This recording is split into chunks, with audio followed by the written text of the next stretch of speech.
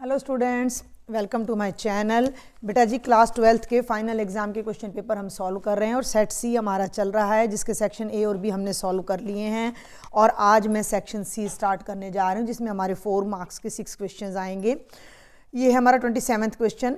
Solve the equation tangent inverse 1 minus x by 1 plus x is equal to 1/2 tangent inverse x where x is positive. और ये मैंने statement यहाँ right कर दी है। एक हमारी बहुत छोटी सी आइडेंटिटी हम लेफ्ट साइड में लगाएंगे and after that we will solve. तो आइडेंटिटी मैं आपको याद दिला दूँ, tangent inverse x minus tangent inverse y होता है tangent inverse x minus y by 1 plus x y. ठीक है, अब मेरी बात को ध्यान से समझो। यहाँ 1 है और यहाँ आपका x है और यहाँ 1 है और यहाँ 1 इंटू एक्स है। मतलब ये जो चीज़ है लेफ्ट वाली, इसको आप लिख सकते हो tangent inverse 1 minus x by 1 plus 1 into x. यहाँ कंपेयर करो, ये x की जगह देखो, मेरा पेन और फिंगर दोनों को देखना, x की जगह 1 है, y की जगह x है, 1 की जगह 1 है और एक्स वाई की जगह 1 इंटू एक्स है। और राइट साइड में आपका वही चल रहा है 1/2 टेंजेंट इनवर्स x। अब यहाँ पर हमने ना ये वाली अपनी आइडेंटिटी यूज कर देनी है। तो लेफ्ट हैंड साइड मेरी बन जाएगी टेंजेंट इनवर्स x यानी कि फर्स्ट टर्म यानी 1 टेंजेंट इनवर्स 1 और माइनस टेंजेंट इनवर्स x और राइट साइड में हो गया 1/2 tangent inverse x। Tangent inverse 1 कितना होता है भाई, हम सबको पता है 45। और ये टेंजेंट इनवर्स x को इधर ले जाओ तो ये बन जाएगा 1/2 plus 1 into tangent inverse x। ठीक है, π/4 को तो हमने एज इट इज रखना है और ये बनेगा 2 1 जा 2 इंटू 3/2, ये हो गया 3/2 टेंजेंट इनवर्स x। अब आप 3/2 को अपना राइट साइड में इधर ले आओ तो ये देखो π/4 इंटू में 2/3 is equal to tangent inverse x। 2 दूनी 4, π/6 आ जाएगा। टेंजेंट इनवर्स x की वैल्यू π/6 आ जाएगी। x हमारा पॉजिटिव है तो x क्या आ जाएगा, इनवर्स को उधर ले जाओ, टेंजेंट π/6। π/6 कितना होता है 30। 30 पे टेंजेंट की वैल्यू जो होती है वो कितनी होती है 1/√3। तो ये हमारा आंसर आ जाएगा। बहुत ही सिंपल सा क्वेश्चन था। आप यहाँ 1-2 स्टेप और थोड़ा बड़ा करके लिख सकते थे, नहीं तो फिर भी आपको 4 मार्क्स ही मिलने थे। 28th पर आ जाओ बेटा। f(x) आपको एक फंक्शन गिवन है। Verify Lagrange's mean value theorem for this function. Lagrange's और रोल्स इन्होंने इस बार सभी सेट्स में दी हुई हैं। तो ये हम आ जाते हैं क्वेश्चन नंबर 28 पर। गिवन फंक्शन देखो बेटा, मैं बार बार कह रही हूँ अपने हर उसमें कि मैं अब आपको केवल हिंट्स टाइप में ही दे रही हूँ, बहुत डिटेल्ड सॉल्यूशन मैं आपको नहीं दे रही हूँ। इंटरवल है आपका 1-3। लैंग्वेजेज में सबसे पहले क्या होता है कि फंक्शन की कॉन्टिन्यूटी देखनी होती है क्लोज इंटरवल में। तो अब ये फंक्शन क्या है, पॉलिनोमियल है भाई, सिंपल सी बात है, पॉलिनोमियल है तो ये कॉन्टिन्यूस होगा, तो क्लोज इंटरवल में कॉन्टिन्यूस हो गया। दूसरी पे आ जाओ भाई, इसको डेरिवेबल देखना है, इसकी डिफरेंशिएशन चेक करो कितनी आ रही है 3x² माइनस 10x माइनस 3, जो कि इस इंटरवल में क्या आएगी, रियल आएगी, ठीक है, फाइनाइट आएगी और डेफिनेट आएगी। यानी कि हम ये बातें ना भी लिखो तो आप सिंपल लिख सकते हो कि फंक्शन इज, ये ना क्या चक्कर होता है कि जो डिफरेंशिएशन है उसमें अगर हम इस इंटरवल में से कोई पॉइंट रखें ओपन में से, तो ये इन्फिनिटी नहीं बढ़ना चाहिए या इमेजनरी नहीं बढ़ना चाहिए। इन्फिनिटी तो जब बनेगा ना जब इसके नीचे कोई टर्म होगी और 0 आएगा, और इमेजनरी तब बनेगा जब इस पर अंडर रूट होगा। तो सिंपल पॉलिनोमियल है, कोई ना कोई रियल वैल्यू अटेन करेगा। तो हम लिख सकते हैं कि f(x) is differentiable on open interval 1 2 3। हो गया।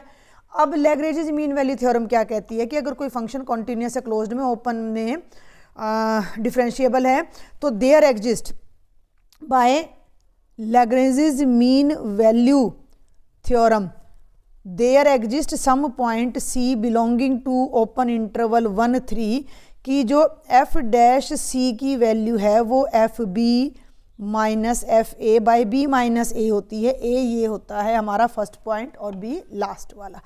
तो यहाँ मैं साइड में ही पहले fb निकाल रही हूँ। fb का मतलब f की वैल्यू 3 पे निकाल रही हूँ। ये आपका f(x) है, 3 पे निकालो तो 3 3 27, 3 3 जा 9, 5 जा 45 और 3 3 जा 9, 15 और 9 54 और ये माइनस का 27 आ जाएगा। ठीक है, समझ में आ रही है बात आपको। 8 और 15 में से 8 गए 7, बिल्कुल ठीक है। और ए पे वैल्यू निकालने का मतलब है 1 पे वैल्यू निकालना। 1 पे हो जाएगी 1 - 5 - 3, 5 और 3 8 माइनस का 7 आ जाएगा। इस चीज़ को अब हम यहाँ यूज करते हैं एफ डैश सी। भाई ये आपका एफ डैश एक्स है, तो लेफ्ट साइड में इसमें यहाँ सी रख दो। ये बन गया 3c² - 10c - 3। एफ बी का मतलब F3 है, F3 का मतलब -27 है, FA का मतलब F1 है, इसका मतलब -7 है, B का मतलब मैं ऊपर बता चुकी हूँ 3 है, और A का मतलब 1 है। तो ये हो गया 3 - 1। इनको सॉल्व करके हमने C की वैल्यू निकालनी है, जो कि ओपन इंटरवल 1 3 में लाई करनी चाहिए, यानी कि 1 और 3 के बीच में आनी चाहिए। तो देखते हैं भाई आ रही है या नहीं आ रही है। तो ये हो गया 3c² - 10c - 3 माइनस प्लस 27 में से आप 10 ये 7 माइनस करोगे, माइनस का 20/2 जो कि कट के आएगा -10। 3 को इधर ले आओ, 3c² - 10c और 3 उधर जाएगा ना, -10 + 3, तो ये उधर हो जाएगा -7। इसको इधर ले आओ, 3c² - 10c + 7 = 0। इस क्वाड्रेटिक को सॉल्व करके ना आपने c की वैल्यू फाइंड करनी है। क्वाड्रेटिक देख लो, 5 दूनी 10, मल्टीप्लाई मतलब ऐड एंड सब्ट्रैक्ट करके भी 10 आना चाहिए, और 7 या 21, गुणा या भाग करके 21 आना चाहिए। तो 7 और 3 यही हमारे फैक्टर बन रहे हैं। यहाँ से डायरेक्ट बता रही हूँ मैं, 3c² - 3c - 7c + 7 = 0। 7 और 3 10 होता है, 7 3 = 21, दोनों में से 3c कॉमन ले लो तो c - 1 बचेगा। यहाँ से 7 कॉमन ले लो, c - 1, ध्यान देंगे 3c - 7 × c - 1 = 0। c की एक वैल्यू 7/3 आएगी और एक वैल्यू 1, तो 1 तो पॉसिबल है नहीं, लेकिन जो 7/3 है वो 2:1/3 है। तो जो c की वैल्यू 7/3 है वो 1 और 3 के बीच में लाई कर रही है, 1 और 3 के बीच में लाई कर रही है। मीन्स यही हमने प्रूव करना था कि कोई ऐसा c हमें मिल जाएगा जो इस कंडीशन को सेटिस्फाई करे और इस ओपन इंटरवल में लाई करे। तो हम यहाँ लिख सकते हैं hence Lagrange's mean value theorem is verified. हमने इसको वेरीफाई कर दिया। अब हम सॉल्व करेंगे बेटा क्वेश्चन नंबर 29। ये थोड़ा सा मुश्किल है, 4 मार्क्स के अकॉर्डिंग थोड़ा लेंथी है। ठंडे दिमाग से करते तो मुश्किल तो नहीं है, लेंथी है, थोड़ा सा आंसर अजीब आ रहा होगा जिन बच्चों ने किया होगा। Among all closed cylindrical boxes of volume 100 centimetre cube, बहुत सारे सिलेंड्रिकल बॉक्सेज हैं जिनकी वॉल्यूम 100 सेंटीमीटर क्यूब है। Find the radius and height of box which has minimum surface area. आपने उस बॉक्स का रेडियस और हाइट निकालनी है जिसका सरफेस एरिया मिनिमम है।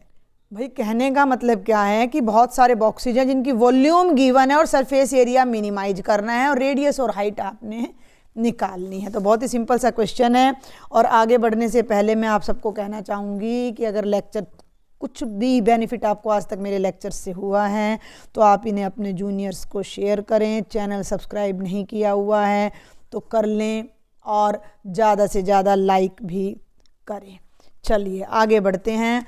अब यहीं इस बात को समझ गए। अब मान लो कि बॉक्स का रेडियस r है, हाइट h है।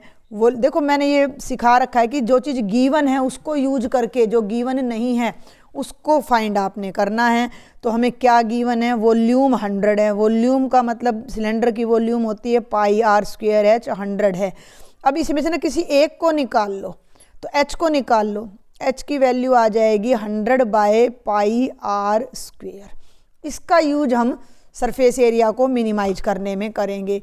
तो सरफेस एरिया क्या होता है 2πr × r+h। इसमें h एक ही बार आ रहा है ना तो इसको पुट करना आसान हो जाएगा।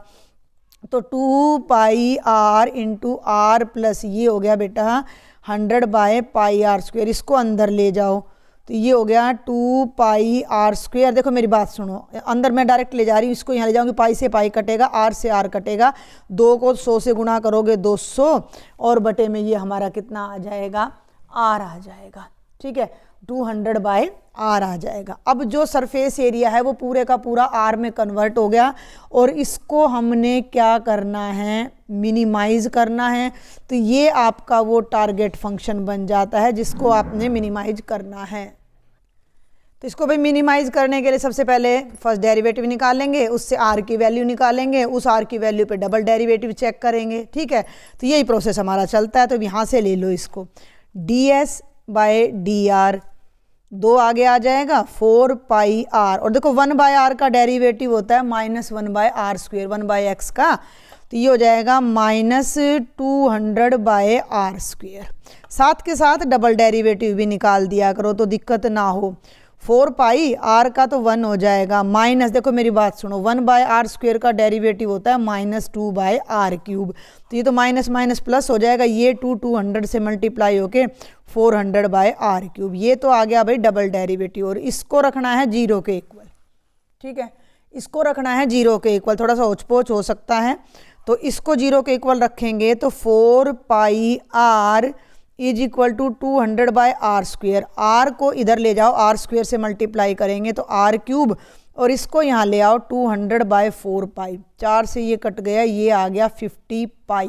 बहुत ध्यान से देखना, अब हमारे पास आया r cube is equal to 50 by pi, और आर निकालने के लिए दोनों तरफ 1/3 पावर रेज करेंगे, तो 50 बाय पाई की पावर 1/3, ये आर आ गया।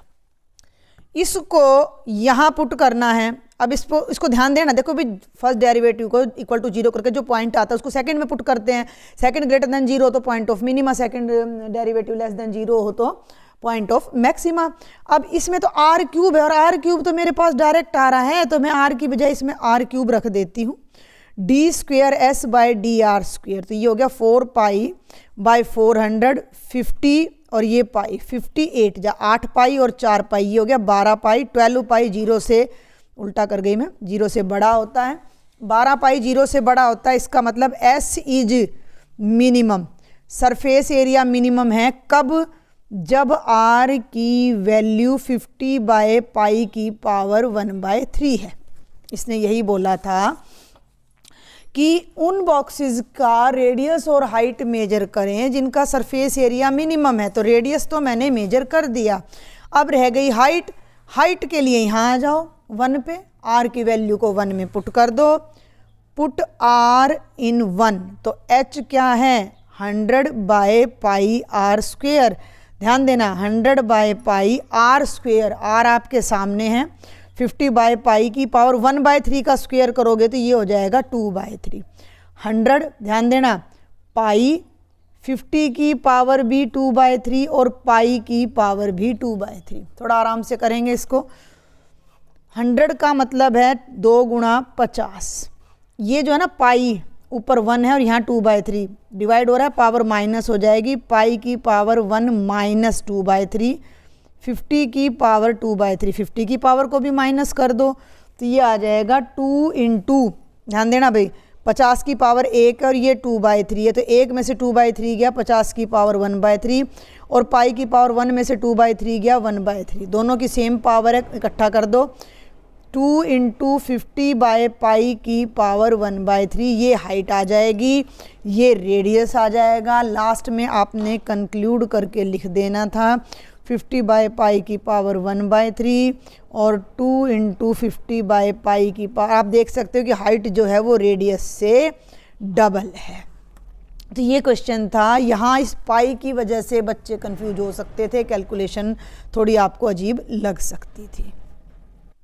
अब हम सॉल्व करेंगे बेटा क्वेश्चन नंबर 30, बेस थ्योरम पर बेस्ड है। In answering a question on multiple choice test a student either knows the answer और गैसेज, भाई MCQ हैं, या तो बच्चे को पता है, नहीं पता तो वो तुक्का लगा रहा है, समझ में आई बात। Let 3/4 be the probability that he knows the answer, उसको उत्तर पता है, इस बात की प्रोबेबिलिटी 3/4 है। 1/4 is the probability that he guesses, यानी कि 3 चांस 75% चांस है कि उसको उत्तर पता है, 1/4 चांस है कि वो गैस कर रहा है, तुक्का लगा रहा है। Assuming that a student who guesses the answer will be correct with probability 1/4, इस बात को ध्यान देना, डबल है, ये भी 1/4 है, और गैस करने के बाद उसका उत्तर ठीक आएगा, उसकी प्रोबेबिलिटी भी 1/4 है। भाई देखो मुझे उत्तर पता है और मेरा ठीक पाएगा, उसकी तो प्रोबेबिलिटी 100% है, उसकी तो प्रोबेबिलिटी 100%, और गैस करने के बाद अगर मैं आंसर देती हूँ तो मेरा प्रोबेबिलिटी 1/4 है। Find the probability that the student knows the answer given that he answered it correctly. समझ में आई बात? पहली बात तो क्या है कि दो इवेंट है भाई, मेरे पास पेपर आ गया तो या तो मुझे उत्तर पता है या मुझे उत्तर नहीं पता, नहीं पता तो मैं तुक्का लगाऊंगी। ठीक है, तो E1 और E2 दो इवेंट हो गए कि कोई student knows the answer. Detail नहीं करूंगी, 13.3 बहुत अच्छे से मैंने अपने चैनल पे अपलोड कर रखे, जिसको डिटेल्ड सॉल्यूशन चाहिए वो मेरे चैनल से देख सकता है। चैनल का नाम लिखने की ज़रूरत नहीं है क्योंकि आप उस पर देख रहे हो मैथ्स विद पूजा पर ही तो अभी आप देख रहे हो, तो एक ज़रा सा सब्सक्राइब कर दिया करो, लाइक कर दिया करो। E2 में आ जाएगा ही गेसेस द आंसर, भाई उसने उत्तर का क्या लगाया है, तुक्का लगाया है। तो E1 की जो प्रोबेबिलिटी है वो हमें 3/4 दे रखी है, E2 की प्रोबेबिलिटी 1/4 दे रखी है, और अब एक इवेंट है कि हमें क्या दे रखा है कि ही आंसर्ड इट करेक्टली। तो इसको A नाम दे दो कि स्टूडेंट आंसर्ड करेक्टली, भाई जो उसका उत्तर है वो बिल्कुल ठीक आया है। तो दो बातें हुई, मुझे उत्तर पता था E1 और फिर मैंने सही आंसर दिया, प्रोबेबिलिटी ऑफ A/1 पता था और सही दिया तो 1 ही आएगा। पता होने के बाद गलत कौन लिखता है पेपर में? और उसे पता नहीं था E2 का मतलब उसने गैस किया। ठीक है, उसने गैस किया और गैस करने के बाद सही आंसर आया। तो ये बुक वाले ने, पेपर वाले ने कह रखा है कि गैस करने के बाद आंसर सही आने की प्रोबेबिलिटी 1/4 है। अब ये कहता है कि हमें ये दे रखा है, यानी A तो दे रखा है और ही नोज द आंसर, यानी E1/A आपने निकालना है। तो यूजिंग बेज थ्योरम लिख देना, थोड़ा मैंने शॉर्ट में ही बताया है। E1/A तो क्या फॉर्मूला बनेगा? Probability of E1, probability of A/E1, probability of E1 A/E1, probability of E2 A/E2। तो E1 की जो प्रोबेबिलिटी है वो कितनी हो जाएगी, किधर गया, ये रहा 3/4, और A/E1 1, 3/4 इंटू 1, और ये E2 की देख लो भाई 1/4 इंटू 1/4, ऊपर आ गया 3/4 प्लस 1/16। दिख रहा है आपको? थोड़ा सा और इधर करती हूँ मैं, ये देखो अब आराम से दिखेगा। कैलकुलेशन कर लेते हैं, ऊपर 3/4 है, नीचे 16 LCM लो तो 4 चौके 16, 4 तिये 12 जमा 1, ये बन गया 3/4 इंटू 16/13, 4 चौक 16, और 12/13 ये हमारा 12/13 हमारा आंसर आ जाएगा। तो ये कोई मुश्किल क्वेश्चन नहीं था। और बेटा हमारे 4 मार्क्स के ओनली 5 क्वेश्चंस हैं, मैंने 6 बोल दिया था। Find the area of triangle with position vector of vertices A, B and C। ठीक है, ये तीनों मैंने यहाँ नोट कर लिए हैं। एक ट्राइंगल है जिसके 3 वर्टिसेज हैं, सभी सेट्स में यही क्वेश्चन गिवन है। A, B, C तीनों के पोजीशन वेक्टर पता हैं, तो बहुत ज़्यादा सिंपल क्वेश्चन है ये। एरिया ऑफ ट्राइंगल ABC क्या बनेगा? ट्रायंगल की 2 एडजेसेंट साइड्स को एज ए वेक्टर ले लो, AB क्रॉस AC के मैग्नीट्यूड का हाफ। ठीक है, अब वेक्टर AB बना लो। वेक्टर AB क्या होगा? OB minus OA। ये समझ आ गया होगा ना, ये A का पोजीशन वेक्टर, ये B का और ये C का। OB में से OA माइनस करो, I माइनस माइनस I, ये हो गया 2I। इसमें से इसको माइनस करोगे -j और -3k। अब ले लो AC, तो ये हो जाएगा OC माइनस OA। ध्यान देना भाई, I minus minus I 2I minus 1/2 और -2, माइनस का 5/2 बन जाएगा भाई, -2 दूनी 4, तो ये बन गया -5/2j, और 4k से 4k कैंसिल हो जाएगा। AB और AC आ गए। अब आप पहले इनकी ले लो क्रॉस प्रोडक्ट। कैसे होती है क्रॉस प्रोडक्ट? डिटर्मिनेंट होता है IJK 2 -1 -3 2 -5/2, के कंपोनेंट है नहीं 0, तो I के साथ ये रो गई, ये कॉलम गया, ये तो 0 आ गया। 2 माइनस तो ये प्लस और 1 माइनस और आएगा, तो माइनस का 15/2 आ जाएगा। ठीक है, माइनस का 15/2 आ जाएगा। अच्छा जी, माइनस का j ले लो, ये कॉलम और ये रो गया 0, माइनस माइनस प्लस का 6 आ जाएगा। के ले लो तो -5/2 को 2 से करोगे तो 2 कैंसिल हो जाएगा, तो माइनस का 5 और प्लस का 2 यानी माइनस का 3 आ जाएगा। तो ये बना -15/2i -6j -3k। ये हो गया AB क्रॉस AC का। अब ले लो मैग्नीट्यूड, 15/2 का स्क्वायर हो जाएगा 225/4, 6 का 36 और 3 का 9, सारे का अंडर रूट। 4 LCM ले लीजिए, ये हो गया 225 और प्लस बल्कि 45 कर लो, इसको मेरी बात सुनो, 45 हो गया, 45 को 4 से करो, 4 5 20, 4 चौक 16 और 2 18। ठीक है, समझ गए आप मेरी बात को या नहीं समझे हो? 36 और 9 45 और सीधा मैंने फिर 4 को 45 से मल्टीप्लाई कर दिया तो 5, 8 और 2 10, 405/4। तो ये 4 का तो अंडर रूट 2 हो जाएगा 405√/2 और इसका कर दो डबल, यहाँ पर वैल्यू पुट कर दो तो जो हमारा एरिया आएगा वो 2 × 405 का अंडर रूट बाय 2 और 405 का स्क्वायर रूट आ जाएगा। और इसको आप ज़्यादा करो, इसके साथ ना स्क्वायर यूनिट्स लगा दो एंड वी आर डन। तो ये था आपका कंप्लीट सेक्शन सी।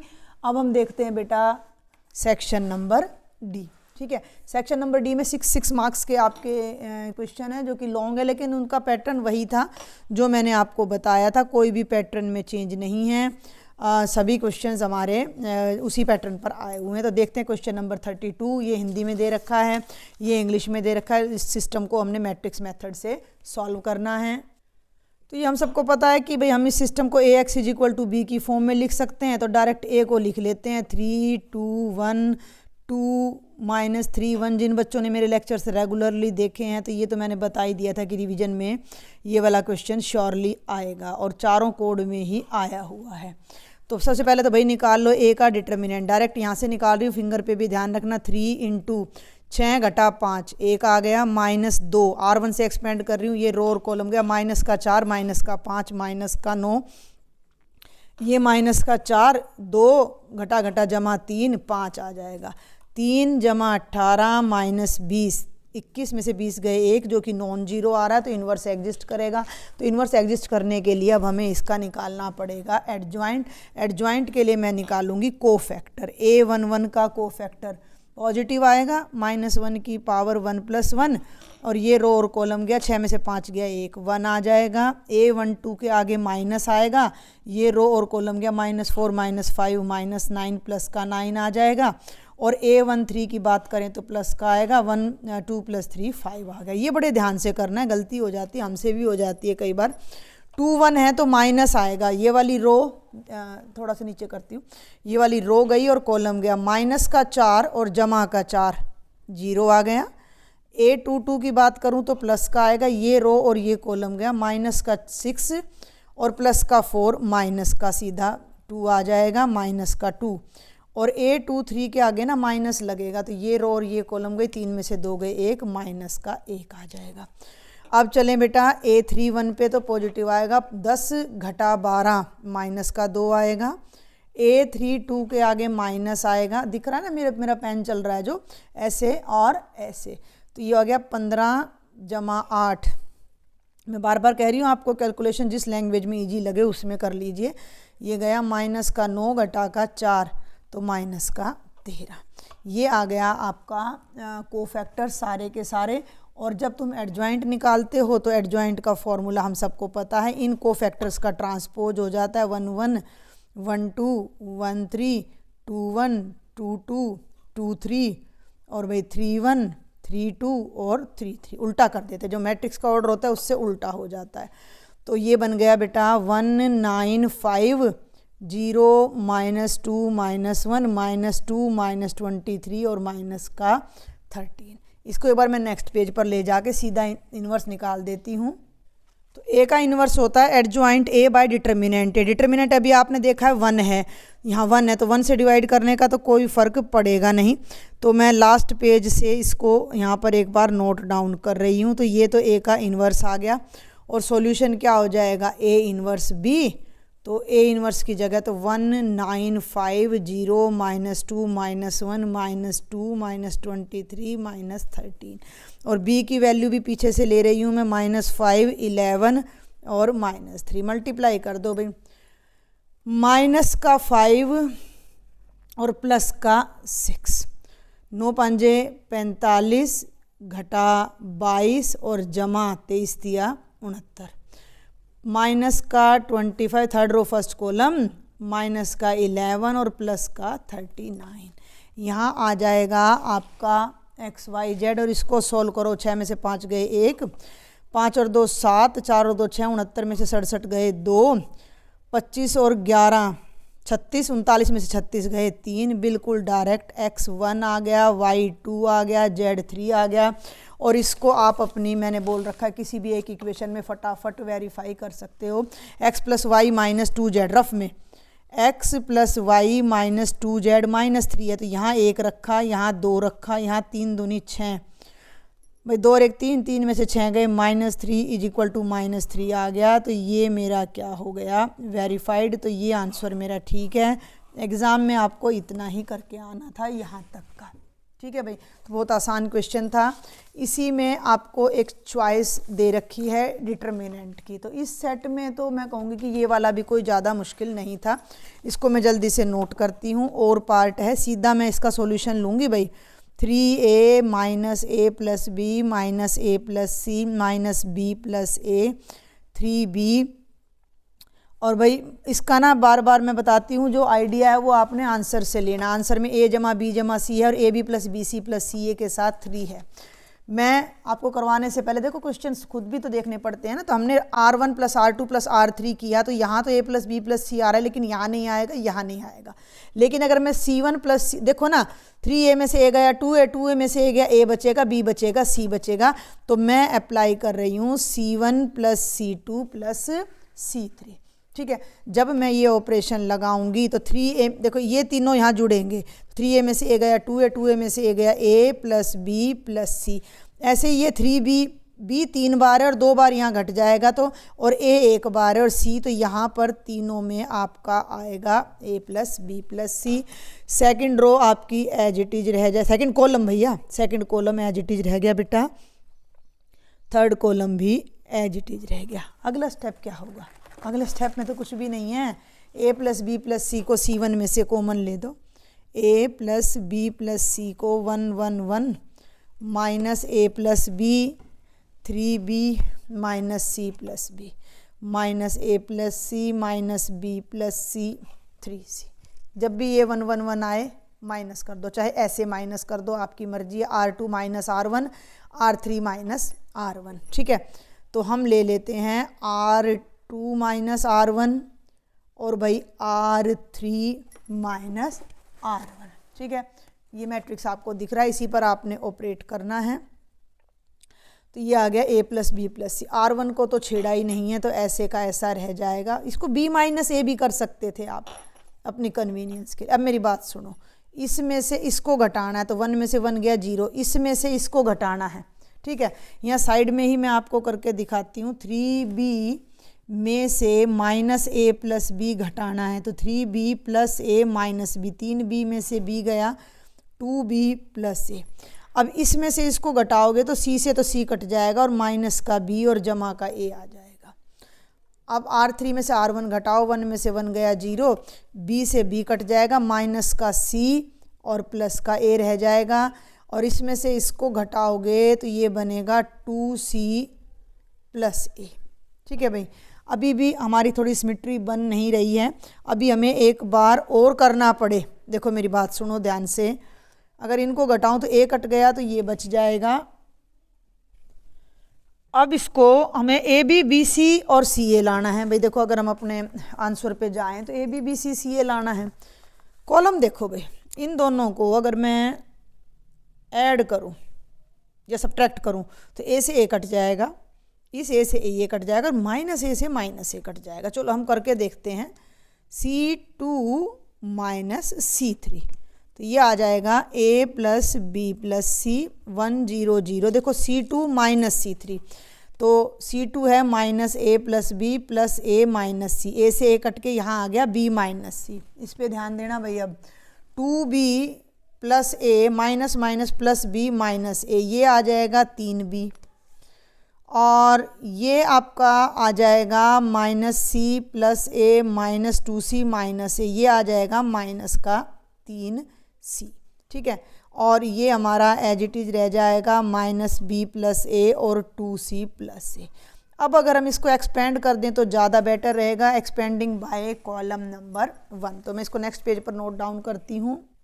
ये आप बेशक टैली कर लेना, मैंने नोट डाउन कर दिया। C1 से एक्सपेंड कर दो। ठीक है भाई, क्योंकि और ज़्यादा फिर करेंगे, इससे अच्छा तो हम एक्सपेंड कर दें, वो ज़्यादा बेटर रहेगा, क्योंकि एक ही एलिमेंट आएगा तो ×1 और ये डिटर्मिनेंट आएगा। तो इसको सॉल्व करो, ये बन गया 2 3 जा 6bc और 3b को a से करोगे 3ab माइनस, देखो ये माइनस इस माइनस से मिलके प्लस का हो जाएगा, तो 3c को -b से करोगे तो -3bc और प्लस का 3ac and we are done. तो a + b + c, 6bc में से 3bc गया तो 3bc आएगा और 3 बाहर ले लो तो ab + bc + ca, और यही आपकी राइट हैंड साइड आ जाएगी। तो ये था आपका 32nd क्वेश्चन का और पार्ट। जो हमारा 33rd क्वेश्चन है वो जहाँ तक मुझे याद है सेट ए में भी था। ABCD में बिल्कुल सेम से क्वेश्चन दे रखे। Find the area of the reason bounded by the curves x - 2² + y² = 4 पहला सर्कल, और भाई x² + y² = 4 सेकेंड सर्कल। ठीक है, तो ये जो पहला सर्कल है हमारा, इसका जो सेंटर है, ध्यान देना भाई, पहले सर्कल का सेंटर 2 0 है और रेडियस 2 है। दूसरे सर्कल का सेंटर 0 0 है और रेडियस भी 2 है। किससे कंपेयर करते हो? स्टैंडर्ड फॉर्म याद है कि नहीं? x - h² y - k² = r²। तो ये 1 है और ये 2 है, तो ये भी 2 है, ये भी 2 है मान लो, तो ये हमारा सर्कल बन जाएगा। ये वाला कौन सा? ये वाला 0 0 सेंटर है और 2 रेडियस, और ये पहले वाला बनाऊंगी तो 2 0 सेंटर है, और इन दोनों के बीच में जो एरिया बाउंड हो रहा है इसको मैं थोड़ा सा डार्क कर रही हूँ। जो डार्क कर रही हूँ ये सर्कल नंबर 1 है, 2 0 पे सेंटर है, ये 2 है। ठीक है, और ये 0 0 है, तो ये कंप्लीट एरिया हमने निकालना है। तो हम नीचे वाला नहीं निकालेंगे, ऊपर वाला निकालेंगे। नीचे वाले उसका मतलब ऊपर वाले का डबल कर देंगे तो कंप्लीट एरिया आ जाएगा। अब ये आपको पॉइंट ऑफ इंटरसेक्शन इनका फाइंड करना है। पॉइंट ऑफ इंटरसेक्शन फाइंड करने के लिए क्या करो, ये भी 4 है और ये भी, तो ये वैल्यू और ये वैल्यू इक्वल हो गई भाई। दोनों की राइट हैंड साइड में 4 है तो दोनों की लेफ्ट साइड इक्वल हो गई। तो x - 2 का स्क्वायर जमा y का स्क्वायर बराबर है x की 2 जमा y की 2। y की 2 से y की 2 कट गया, इसको सोल्व कर लो। a² + b² - 2ab, x² से x² कट गया, यहाँ x की वैल्यू 1 आ जाएगी। तो ये वो पॉइंट है जिस पर दोनों सर्कल एक दूसरे को काट रहे हैं। अब मेरी बात सुन लो ध्यान से, ये जो एरिया है 0 से 1 तक का, ये इस सर्कल के नीचे है, यानी कि पहले वाले सर्कल के नीचे, जिसको मैंने पहला नाम दिया है।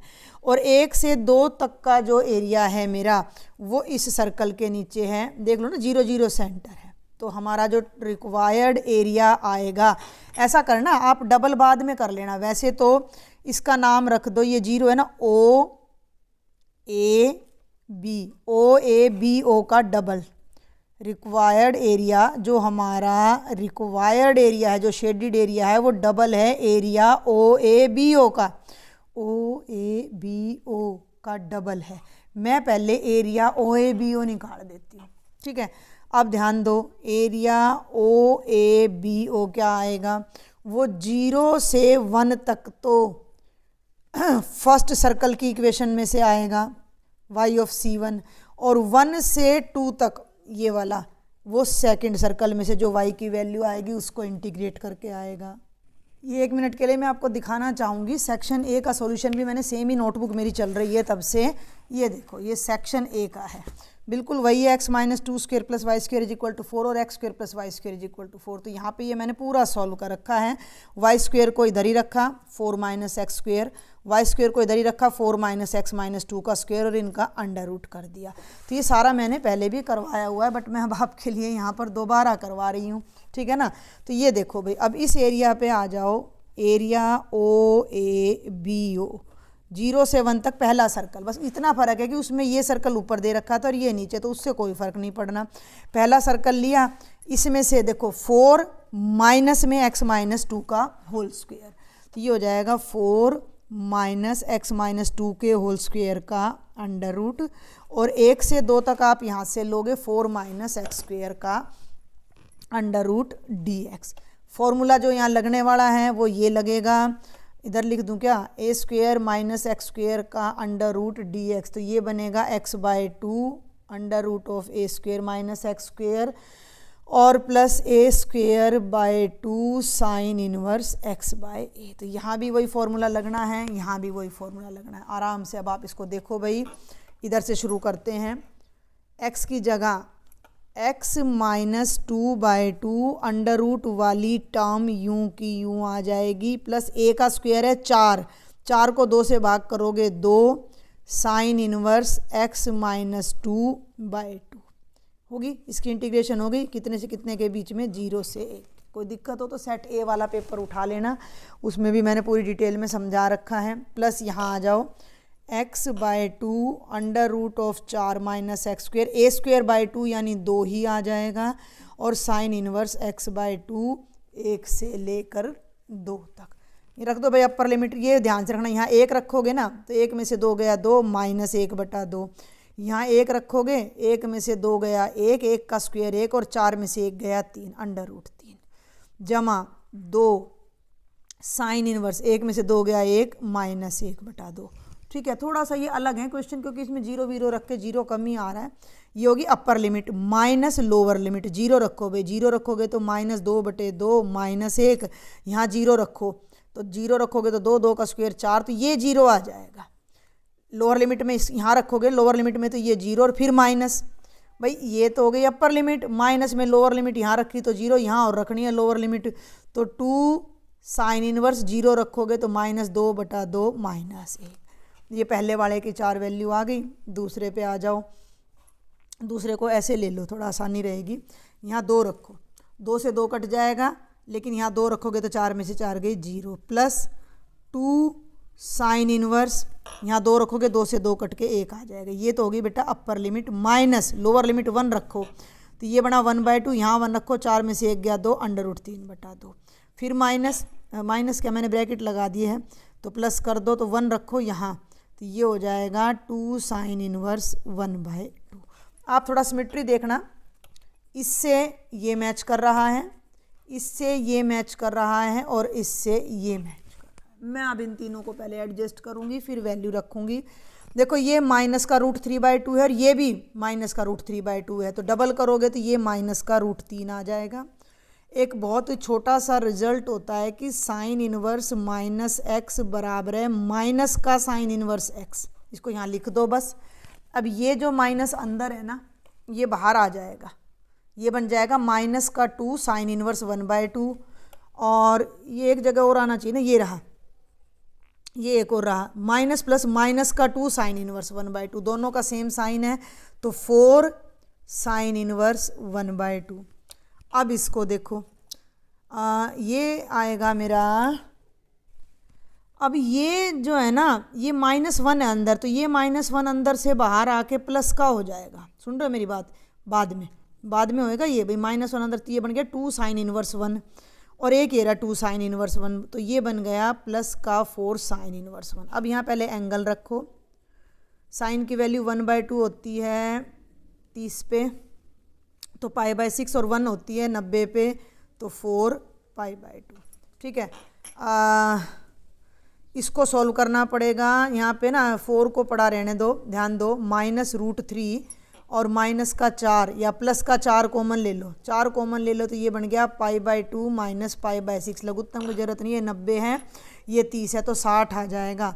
60 का मतलब होता है 4 π/3। ये एरिया आया है OABO, और टोटल एरिया क्या है इसका डबल है, टोटल एरिया इसका डबल है, तो मैं यहाँ लिख दूंगी कि रिक्वायर्ड एरिया जो है इसका डबल है, हाँ, डबल ऑफ OABO। तो जब इसका डबल करोगे तो 4 का तो बन जाएगा 8 और इसके आगे 2 लग जाएगा 2√3 और ये हमारा आंसर आ जाएगा। तो calculations are very much lengthy as per the time.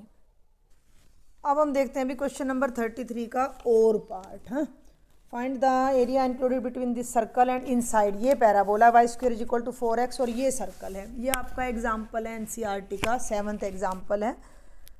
तो ये हो गया भाई x square plus y square is equal to 8x और y square is equal to 4x। इसको ले लो, एक्स स्क्वायर माइनस 8x जमा y square is equal to 0। ठीक है, इसको अलग रख लो, इसकी बात कर रही हूँ मैं। यहाँ पे ना मैं 8 का आधा हो गया 4, 16 ऐड करूँगी और 16 उस तरफ, तो इसको मैं लिख सकती हूँ प्लस 16 प्लस वाई स्क्वायर और इधर भी 16। तो ये तो हो गया x माइनस 4 का स्क्वायर, वाई का स्क्वायर और 4 का। स्टैंडर्ड इक्वेशन से जब इसको कंपेयर करोगे तो जो आपका सेंटर है वो 4,0 है और रेडियस भी 4 है। तो इस सर्कल को ज़रा ड्रॉ कर दो। सेंटर 4 0 पे है, मान लो ये 4 है, 1 2 3, ये 4 है और 4 ही रेडियस है। तो यहाँ पे रख कर जब यहाँ लगाओगे तो ये इसको ओरिजिन को टच करता हुआ जाएगा 8 में से होता हुआ। ये तो आपका हो गया भाई सर्कल। और y square is equal to 4x क्या होता है, एक राइट हैंडेड पैराबोला होता है। तो अब वो ये चीज़ ड्रॉ करने से पहले ना एक बार ये एनालाइज कर लिया करो कि ये दोनों एक दूसरे को कहाँ काटेंगे। तो इसमें से वाई स्क्वायर की वैल्यू इसके अंदर पुट कर दो। ठीक है, तो x square plus 4x is equal to 8x, 8 में से 4 गए 4, इसको इधर ले आओ तो x minus 4 is equal to 0। 0 पे और 4 पे ही एक दूसरे को कट करेंगे, यानी पैराबोला यहाँ कट करेगा और यहाँ। तो वो जो पैराबोला जाएगा ना भैया वो ऐसे जाएगा, जो पैराबोला है राइट हैंडेड वो ऐसे जाएगा। ठीक है, अब ये क्या कहता है, find the area included between circle and inside this one. ठीक है, इनके बीच का एरिया हमने निकालना है। अब भाई इनके बीच का एरिया तो फिर से वही बात आ जाती है, यही सारा है। ठीक है, यही सारा एरिया सर्कल और पैराबोला के बीच में है। अब मैं एक बात यहाँ क्लियर कर दूँ कि अगर आप इसको एग्जाम्पल नंबर 7 की हेल्प से करते हो तो एग्जाम्पल नंबर 7 में ये क्लियर कट लिखा हुआ है कि लाइंग अबव एक्स एक्सिस। ठीक है, लेकिन आपकी स्टेटमेंट में ये यहाँ कहीं नहीं लिखा हुआ लाइंग अबव एक्स एक्सिस। तो पैराबोला के अंदर और सर्कल का जो कॉमन एरिया है वो तो ये सारा आएगा। तो हम ऊपर वाला एरिया निकालेंगे और उसका डबल कर देंगे। सुन रहे हो मेरी बात को ध्यान से, कि जो एग्ज़ाम्पल नंबर 7 है जो मैं बोल रही हूँ, एग्ज़ाम्पल नंबर 7 में जो एरिया है वो हमने अबव एक्स एक्सिस निकालना था, इसमें नहीं निकालना है अबव एक्स एक्सिस, इसमें सारा निकालेंगे। तो ओ ए बी सी, तो यहाँ तक का जो एरिया है ध्यान से देख लो, ये तो पैराबोला के नीचे 0 से 4 तक का, और ये क्या है पॉइंट पता है आपको, ये 8 है भाई, 4 है, 4 रेडियस है तो 4 और 4 8, तो 4 से 8 तक का एरिया सर्कल के नीचे का हो जाएगा। तो जो हमारा टोटल एरिया है, टोटल शेडेड एरिया है वो डबल है किसका, ओ ए बी सी ओ का, double of area O A B C O. ये बात समझ आ गई ना, मैंने डबल क्यों किया है, क्योंकि उस बुक में 7th एग्जाम्पल में क्लियर कट दे रखा है कि आपने अबव एक्स एक्सिस लेना है, एक्स एक्सिस से ऊपर, इसमें ऐसा कुछ नहीं कहा। अब ये जो ओ ए बी सी ओ है इसको पकड़ो, area O A B C ओ। तो भैया 0 से 4 तक वाई ऑफ पैराबोला, ठीक है, और 4 से 8 तक वाई ऑफ सर्कल। पैराबोला की इक्वेशन में जब y निकालोगे तो अंडर रूट करोगे, 4 का अंडर रूट 2, 2 रूट x आ जाएगा, 2 को मैं बाहर ले रही हूँ, रूट x dx। और 4 से 8 तक जो सर्कल की इक्वेशन है वो ये पकड़ो, इसको पकड़ो, तो वही बिल्कुल y की वैल्यू पिछले क्वेश्चन की तरह 4 का वर्ग माइनस एक्स माइनस 4 का स्क्वायर, 4 16 माइनस भी ले सकते थे आप, इंटू एक्स माइनस 4 के स्क्वायर का अंडर रूट dx। यहाँ पे वही फॉर्मूला लगेगा, ये वाला कहाँ गया, ये वाला ए स्क्वायर माइनस एक्स स्क्वायर वाला, ये वाला, ठीक है, तो यही वाला फॉर्मूला लगेगा। और रूट एक्स की तो इंटीग्रेशन बिल्कुल सिंपल ही है, 2x की पावर 3/2, 3/2 को उल्टा करोगे तो ये हो जाएगी 2/3 बिटवीन द लिमिट्स 0 to 4। और इसका फॉर्मूला भी मैंने आपको बताया था, क्या था, x/2, इसका फॉर्मूला था x/2 यानी x माइनस 4/2, अंडर रूट में जो टर्म है वो यूं की यूं, प्लस a का स्क्वायर यानी कि 4 का स्क्वायर हो गया 16, 16 को 2 से भाग करोगे 8, sign inverse x minus 4/a यानी 4, इसकी लिमिट है 4 से 8 तक। सोल्व कर दो भाई, ये तो हो गया 4/3, 4 की पावर 3/2, 8 आता है। सॉल्व कर लेना भैया तुम, प्लस अपर लिमिट 8 रखो, 8 में से 4 गए 4, 4 को 2 से भाग करो 2, 0 पे 0 हो जाएगा ये। और यहाँ 8 रखो, ध्यान से सुन लो, 8 में से 4 गए 4, 4 का स्क्वायर 16 और 4 का स्क्वायर, तो ये तो पूरा बन गया 0। प्लस ध्यान देना 8 साइन इनवर्स, 8 में से 4 गए 4, 4/4 1 आ जाएगा। अपर लिमिट होगी माइनस 4 रखोगे तो ये 0, और -8 साइन इनवर्स 0, साइन इनवर्स 0 भी 0, तो ये सारा हमें बहुत ही आसान पड़ रहा है। 32/3, बस केवल ये बचेगा। साइन इनवर्स 1 कितने पे होता है, π/2 पे, तो 2 चौके 8, ये बन गया 4π + 32/3, ये आया OABCO। और टोटल एरिया इसका क्या हो जाएगा, डबल हो जाएगा। तो डबल कर दो, 2 चौके 8, π = 64/3 स्क्वायर यूनिट्स। तो उस वाले से ये वाला थोड़ा आसान है। अब देखो क्वेश्चन नंबर 34, शॉर्टेस्ट डिस्टेंस। मैंने डेड श्योर बोला था कि जरूर आएगा, तो बहुत आसान है। Find the shortest distance between these two lines. ये लाइन 1 1 0 से पास कर रही है, 2 - 1 1 इसके डायरेक्शन रेशियो हैं। ये लाइन 2 1 -1 से पास कर रही है, 3 - 5 2 इसके डायरेक्शन रेशियो है। तो ऊपर वाले कंपोनेंट्स A1, नीचे B1, A2 और B2। तो मैं पहले A1 B1 A2 B2 लिखने जा रही हूँ। वेक्टर A1 है I + J - 0 की हो जाएगा, तो I + J। फिर आ जाओ A2 पे, तो 2I + J - K, 2I + J - K। अब ले लो भैया B1, ये मैं थोड़ा जल्दी कराऊंगी, 2I - J + K, ये बहुत आसान है। और B2 3I - 5J + 2K, 3I - 5J + 2K। Shortest distance मेरे ख्याल से जिस बच्चे ने मेरे रिवीजन लेक्चर देखे थे, मैंने अच्छे से रटवा दिया था।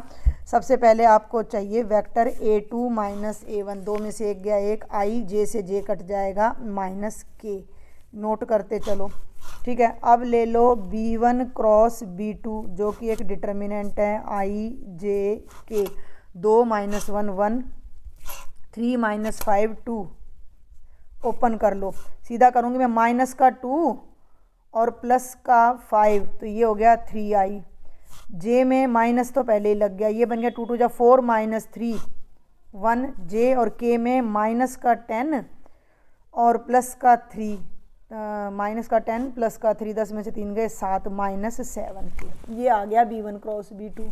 अब इन दोनों की लेनी है डॉट प्रोडक्ट, ठीक है भाई। तो A2 - A1, आप कहोगे मैंने बहुत छोटा करा रही हूँ मैं इसको जानबूझ के, इतना मुश्किल नहीं है ये। तो 3 1 जा 3, 0 J वाला एलिमेंट है नहीं, माइनस माइनस प्लस 7, तो ये कितना आ जाएगा 10। अब अगला स्टेप था मेरा B1 क्रॉस B2 का मैग्नीट्यूड लेना, तो ये ले लो भाई, आपके पास है 9 + 1 7 749, 1 और 9 49 50, यानी √59। शॉर्टेस्ट डिस्टेंस का फॉर्मूला आपको 100% याद होना चाहिए। A2 - A1 dot B1 cross B2 bye B1 cross B2 का मैग्नीट्यूड और सारे का, तो ये चीज़ कितनी आई है 10 आई है, ये कितनी आई है √59। परिमेयीकरण करो, रैशनलाइजेशन करोगे तो ये आ जाएगा, बोथ आर करेक्ट। इस पूरे के आपको 6 नंबर मिल सकते हैं। और ये है बेटा सेट सी का last question. A company manufactures 2 types of novelty souvenirs of plywood. Type A requires 5 minutes of cutting and 10 minutes of assembling. Souvenirs of type B में 8 minute each for cutting and 8 minutes for assembling. There are 3 hours and 20 minutes available for cutting, 4 hours for assembling. मान लो machine है, 2 मशीनों में, एक में cutting होती है, एक में, या भाई मजदूर हैं, वो एक सेट मज़दूरों का कटिंग कर रहा है, एक सेट मज़दूरों का उस लकड़ी को, प्लाईवुड को असेंबल कर रहा है। तो ये कहता है कि पहले वाली लकड़ी प्लाईवुड ऐसा है जिसको 5 मिनट कटिंग के चाहिए, 10 मिनट में असेंबल हो जाएगी। दूसरी में 8 ही मिनट कटिंग के, 8 ही मिनट असेंबल के। ज़्यादा से ज़्यादा 3 घंटे 20 मिनट तो कटिंग के हैं और 4 घंटे असेंबल के हैं। द प्रॉफिट ए टाइप के पे 50 रुपये एक पे प्रॉफिट हो रहा है, इस पर 60 रुपये प्रॉफिट हो रहा है। हाउ मच सोवेनियर्स होते हैं जो मोमेंटो होते हैं, जो पीस यादगार के रूप में बनाए जाते हैं, how many souvenirs of each type should be manufactured, A type के कितने सोवेनिर्स बनाएं, बी टाइप के कितने, to maximize the profit, find maximum profit also. आपको इसमें ये बेनिफिट हो रहा है कि आपका क्लोज्ड कर्व आ रहा है, सेट ए और बी में ओपन कर्व आ रहे थे, उनको ज़्यादा प्रॉब्लम हुई होगी।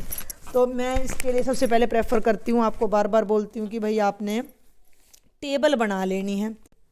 तो सबसे पहले बेटा हम क्या करेंगे, टेबल बनाएंगे। तो टेबल बनाने के लिए हम क्या करते हैं भाई, ये हो गया अपनी plywood number A, plywood B, और इसमें जो पहला काम हो रहा है वो कटिंग का हो रहा है, दूसरा काम हो रहा है वो असेंबलिंग का हो रहा है, तीसरा हम इन पे प्रॉफिट देखेंगे। और अब ये मेरी बात सुनो कि ए में कटिंग में 5 मिनट लग रहे हैं और 10 मिनट असेंबल में, बी में 8 कटिंग में 8 असेंबल में, इस पे 50 रुपये प्रॉफिट हो रहा है और इस पे हमारा 60 रुपये प्रॉफिट हो रहा है। मान लिया ए टाइप के एक्स सोवेनियर्स बनाए हैं, बी टाइप के वाई सोवेनियर्स बनाए हैं। तो कटिंग पे ज़्यादा से ज़्यादा 3 घंटे 20 मिनट दे रहा है, ये 3 घंटे 20 मिनट का मतलब 6 18 200 मिनट हो जाएंगे, और असेंबलिंग पे ज़्यादा से ज़्यादा 4 घंटे, तो ये हो जाएंगे बेटा 240 मिनट। ठीक है, ये हमारी मैक्सिमम टाइम है जितनी देर वो मशीन या इंडिविजुअल जो भी काम कर रहा है वो करेगा। अब सबसे पहले तो हमने इसको मैक्सिमाइज करना है, प्रॉफिट फंक्शन वो क्या है, 50x प्लस 60y। ठीक है ना, ये हमारा प्रॉफिट फंक्शन हो जाता है कि एक यूनिट पर 50 रुपये और दूसरी पर 60 रुपये का हमारा प्रॉफिट हो रहा है। चलिए अब कंस्ट्रेंट्स पे आ जाओ। हाँ, 5x जमा 8y, भाई एक की कटिंग पे 5 मिनट लग रहे हैं तो x की कटिंग पे 5x लगेंगे, इसमें एक की कटिंग पे 8 मिनट लग रहे हैं तो y की कटिंग पे 8y लगेंगे, और ज़्यादा से ज़्यादा 200 मिनट हैं। तो कंस्ट्रेंट्स जो बनने वाले हैं वो है 5x जमा 8y less than equal to 200, और दूसरा कंस्ट्रेंट जो बनेगा 10x plus 8y is less than equal to 240 and x and y greater than equal to 0।